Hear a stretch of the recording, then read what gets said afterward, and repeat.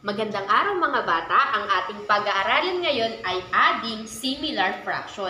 Ngunit ano nga ba ang similar fraction? Tandaan ninyo kapag similar, ibig sabihin mayroon silang denominator na magkamuka. At kapag mag-a-add kayo ng similar fraction ay napakadali lamang dahil ito ang halimbawa ng similar fraction. Tulad ng sabi ko kanina, ang denominator ay magkamuka. Ano po ba ang denominator? Ito ang denominator, 4. Dito naman, 4 din. Kung mapapansin ninyo, mayroon silang magkamukhang denominator, kaya itong fraction na to ay halimbawa ng similar fraction.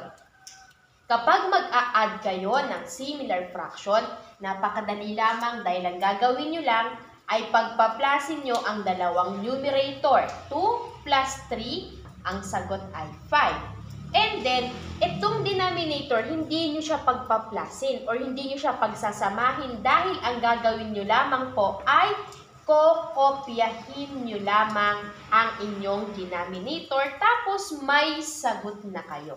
Kaso kung mapapansin ninyo, 5/4, siya po ay improper. Kapag pinapalit sa inyo ng inyong guro, gawin itong mixed number, ganito lamang ang inyong gagawin. Si 5, i-divide ninyo kay 4.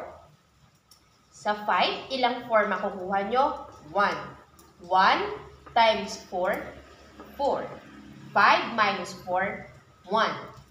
Teacher, paano natin magagawang mixed number yan? Itong sagot ninyo, siya ang magiging whole number. Itong remainder ang magiging numerator.